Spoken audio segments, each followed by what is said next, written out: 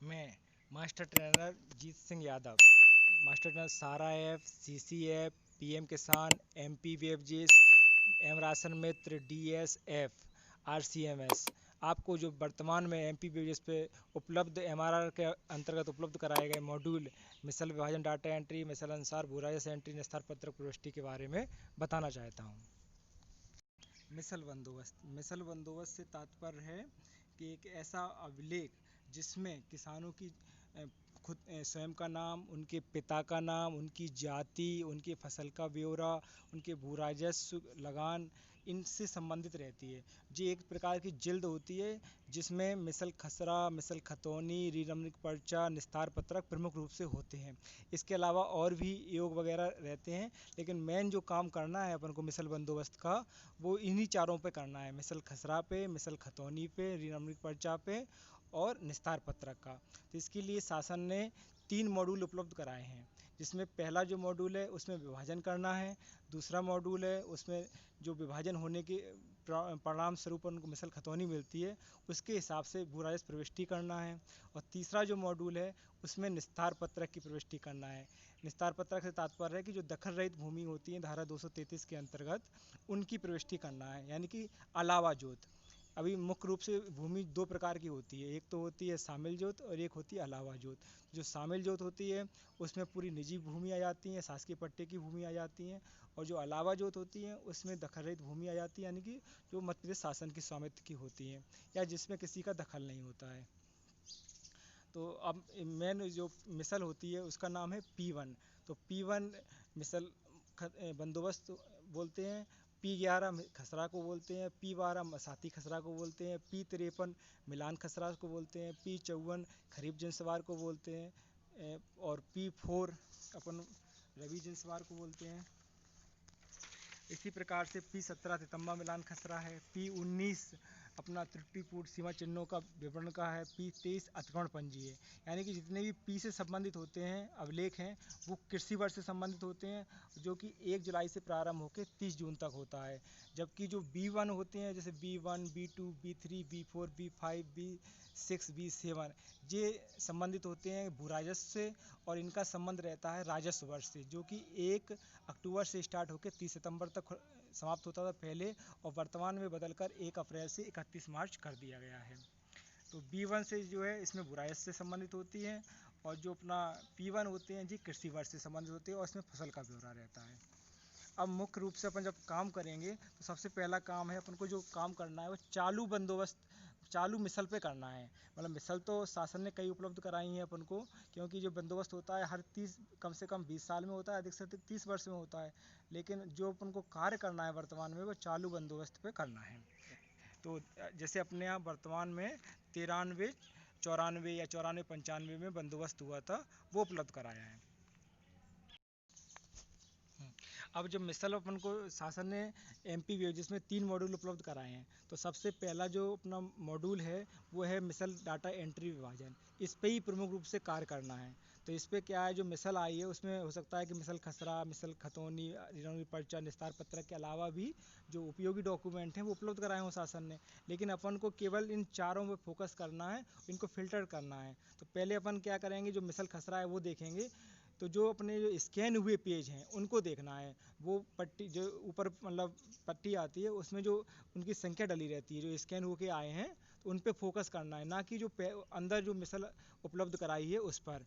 तो जो स्कैन होके जो से कोई भी पेज आए हैं तो पहले वो एक मिसल बंदोबस्त, उसके बाद स्कैन पेज नंबर डले हैं, फिर वर्ष डाला हुआ है, फिर पीडीएफ डली हुई है। तो स्कैन नंबर जो पीडीएफ स्कैन होके मतलब पेज आए हैं उनके पेजों के पृष्ठ पर फोकस करना है। तो उसी के हिसाब से मिसल खसरा अपन अलग कर लेंगे कि कहाँ से शुरू होता है मिसल खसरा और कहाँ ख़त्म होता है। फिर मिसल खतौनी अलग कर लेंगे कि ये कहाँ कौन से पेज से शुरू होता है और अंतिम पेज क्या है। इसी प्रकार रीनंबरिंग पर्चा अलग कर लेंगे, वो किस पेज से शुरू होकर किस पेज पे ख़त्म होता है। ऐसे ही निस्तार पत्रक अलग कर लेंगे। जब ये चारों अलग हो जाएंगे तो इनके पेज ओरिएंटेशन पे ध्यान देना है कि इसको डिफ़ॉल्ट करना है या पोर्ट्रेट करना है या लैंडस्केप करना है। यदि वो पेज बिल्कुल सीधा आ रहा है मतलब बिल्कुल सही, तो इसको डिफ़ॉल्ट कर देना है। और यदि उसको पेज थोड़ा टेढ़ा सा घुमा हुआ है, अपन को पढ़ने में दिक्कत हो रही है, तो पहले इसको घुमा के देख लेना है, उसी में चिन्ह बना हुआ है ऑटोमेटिक जो हम उसके आगे कि जो मतलब पेज है वो सीधा कैसे होता है, क्लॉक वाइज करने से सीधा होता है या एंटी क्लॉक वाइज करने से सीधा होता है। यदि वो क्लॉक वाइज सीधा करने से होता है तो क्लॉक वाइज कर देंगे, मिसल मतलब जिसको भी खतौनी है या खसरा है।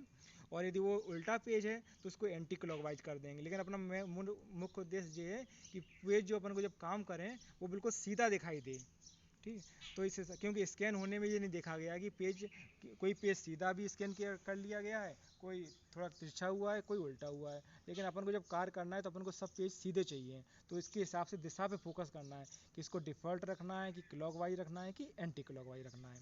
एक दूसरा अपन को ये देखना है कि जो अपने जोत हैं वो मिसल खसरा के अंत में योग लगा होगा, तो इसमें जो अधिवासित और अनादिवासित योग है इस पर फोकस करना है।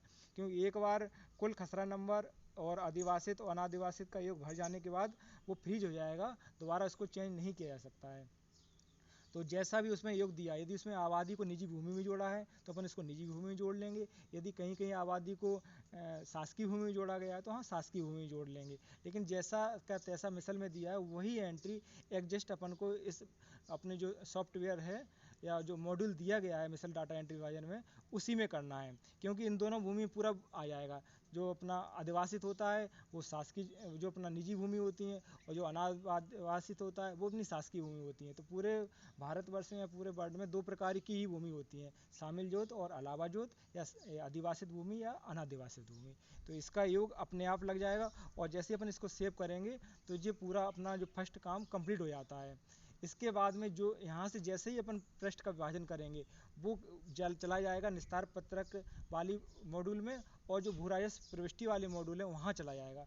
तो जो अपन को निजी भूमि पर कार्य करना है, भूराजस्व वगैरह प्रविष्टि करना है, वो अपन निजी भूमि पर काम करेंगे भूराजस्व प्रविष्टि वाले मॉड्यूल पे। और जो शासकीय भूमि पर कार्य करना है यानी निस्तार पत्रक वाली भूमि पे, वो अपन करेंगे निस्तार पत्रक प्रविष्टि वाली भूमि पर।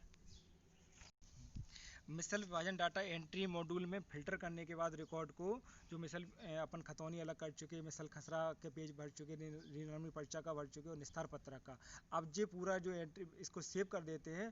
तो इसके बाद में ये डाटा पहुंच जाता है मिसल अनुसार भूराजस्व एंट्री में और निस्तार पत्रक प्रविष्टि में। अब अपना जो काम है वो कहाँ से स्टार्ट होगा, मिसल अनुसार भूराजस्व एंट्री जो दूसरा मॉड्यूल है उसमें से काम करेंगे निजी भूमि में।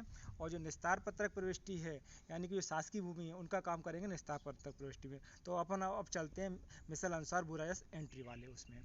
तो यहाँ पर अपन जैसे ही क्लिक करेंगे तो वही पूछेगा कौन से आप जिला हैं, दतिया मतलब फिर तहसील कौन सा है, जो भी इंदरगढ़ या भांडेर, इसके अलावा कौन सा गांव है, तो वो अपने आप आ जाता है। और जहाँ तक अपन ने पेज उसको मतलब बताए हैं इसको मिसल विभाजन डाटा एंट्री में, वही पेज यहाँ पर शो होंगे मिसल अनुसार भूराजस्व एंट्री में, जो मिसल खतौनी में बताए थे।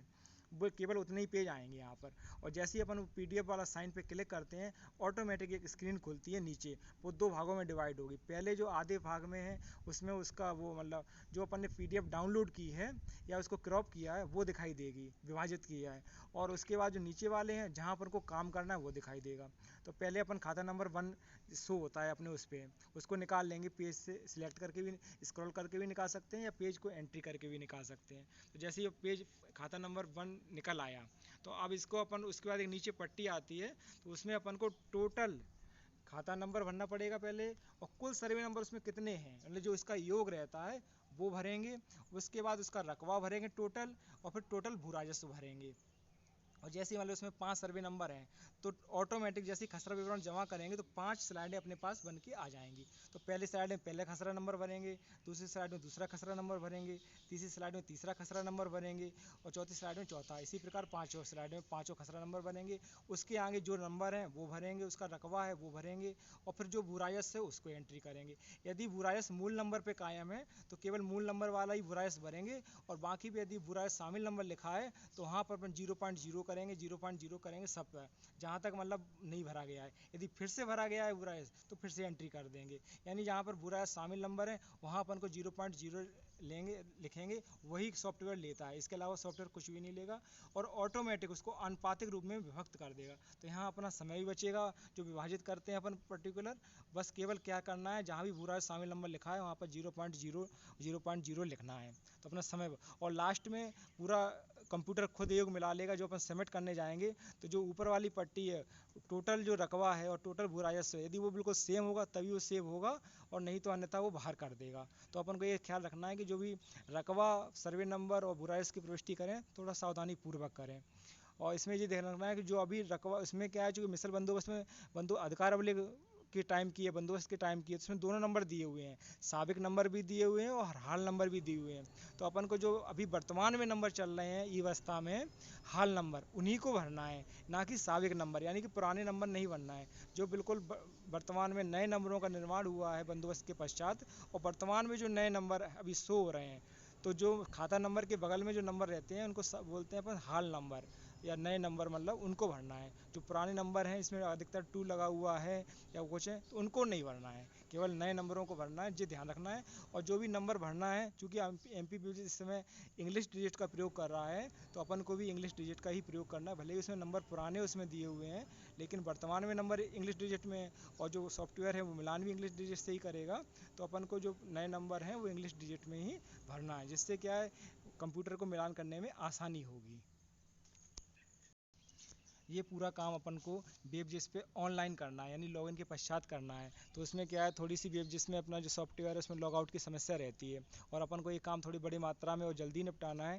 तो इसके लिए अपन ये करेंगे कि अपन लॉग आउट जल्दी जल्दी ना हो, तो इसके लिए क्या करेंगे, जो मोबाइल होता है उसमें अपन PDF इसको डाउनलोड कर लें या केबल की सहायता से ले लें, और लेने के पश्चात फिर अपन जो भी फीड कर रहे हैं, मान लो इसमें एक से एक खाते में 20 सर्वे नंबर हैं या 30 सर्वे नंबर हैं, तो अपन क्या करेंगे, उसमें 2-3 पेजों में आया होगा, और अपन उसमें वेबजिस में जाएंगे और तीसरे पेज को योग निकालने के लिए तीसरे पेज की निकालेंगे योग को। तो उसमें फिर अपन को पहले तीसरा पेज निकालना पड़ेगा, और फिर वापस फिर से फीडिंग करने के लिए पहले पेज पे आना पड़ेगा। तो यहाँ क्या लॉग आउट अपना जल्दी हो सकता है वेबजिस में। तो इस समस्या से बचने के लिए अपन क्या करेंगे, मोबाइल का यूज करेंगे, और जो मतलब योग वगैरह जो भरना है, वो जो मोबाइल में PDF अपन ने डाउनलोड की है, उसकी सहायता से अपन उसका टोटल गोसवारा भरेंगे, टोटल सर्वे नंबर भरेंगे, और उसमें और इसी से फीडिंग करेंगे। यदि अपन मोबाइल से फीडिंग करेंगे तो इसमें से जो क्या है, एक तो फीडिंग भी सतत होगी और जल्दी जल्दी फीडिंग भी होगी, अपना समय भी बचेगा और अपना काम भी आसानी से निपट जाएगा, और कम से कम 25 खाते अपन आसानी से फीड कर सकते हैं औसतन, कि इसमें वो लॉग आउट नहीं होगा। और उसके बाद में फिर सतत ऐसे ही दोहरा सकते हैं, 2-3 चरण में अपन इसको पूरा काम को ख़त्म कर सकते हैं। और जो अपन को जो कार्य करना है वो आरए और हेक्टेयर में करना है, क्योंकि अभी वर्तमान में जो इकाई है वो आरए और हेक्टेयर चल रही है। तो कोशिश ये करेंगे कि अपन जो भी वेबजिस में वर्तमान रखवा है वो आरए हेक्टेयर में है, इसलिए पूरा अपना काम आरए और हेक्टेयर में ही होना है। इस प्रकार MP वेबजिस पे MRR के अंतर्गत, मॉडर्न रिकॉर्ड रूम के अंतर्गत उपलब्ध कराए गए जो मिसल बंदोबस्त के तीनों जो मॉड्यूल हैं उनका कार्य समाप्त होता है। यदि आपको इसके अलावा कोई परेशानी होती है तो आप ऑनलाइन ट्रेनिंग ग्रुप टेलीग्राम पर जो बना हुआ है उसको ज्वाइन कर सकते हैं, और कुछ भी समस्या है इसके बारे में, मतलब कोई सुझाव हैं, तो वो आप कमेंट बॉक्स में लिख सकते हैं।